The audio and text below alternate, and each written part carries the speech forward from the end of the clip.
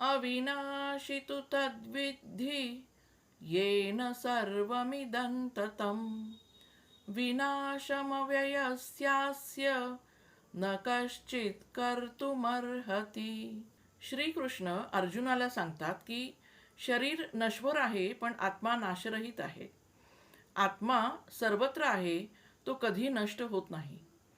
आपण शरीराशी स्वतःची ओळख करून घेतो पण खरी ओळख आत्म्याशी आहे. म्हणून मृत्यू म्हणजे शेवट नसून आत्मा शाश्वत आहे, फक्त शरीर बदलतो. आपण हा श्लोक खोलात जाऊन नीट समजून घेऊ. आपण नेहमी स्वतःला कशाशी तरी जोडतो. मी डॉक्टर आहे, शिक्षक आहे, विद्यार्थी आहे, मी अमुक कुणाचा मुलगा किंवा मुलगी आहे, मी सुंदर आहे, मी बारीक आहे, मी जाड आहे. म्हणजे आपण स्वतःला शरीर, नातेसंबंध, पदवी, पैसा यांच्याशी जोडतो. पण या गोष्टी नश्वर आहेत. पद बदलू शकतं, पैसा कमी जास्त होतो, शरीर तर एक दिवस मरणारच आहे. त्यामुळे जेव्हा या गोष्टींवर आघात होतो तेव्हा माणसाला ताण, चिंता, नैराश्य येतं.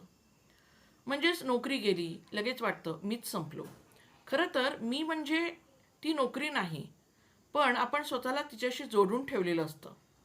मग श्लोक काय सांगतो? खरी ओळख शरीराशी नाही तर आत्म्याशी आहे. आत्मा हा नाशरहित आहे, शाश्वत आहे, कोणत्याही गोष्टींवर अवलंबून नाही. मनुष्याला मृत्यूची भीती, अपयशाची भीती, नातं तुटण्याची भीती असते.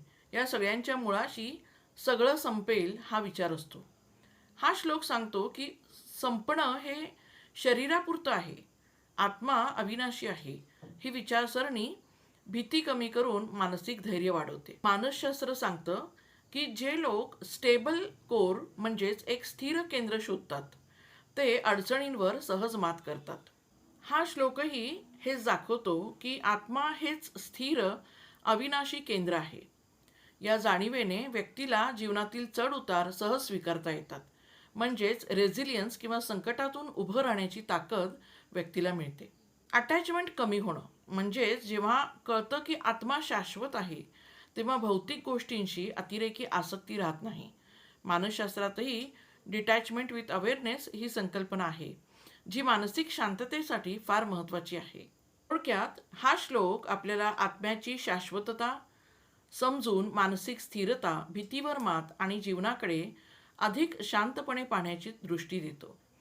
श्रीकृष्णार्पणमस्तु.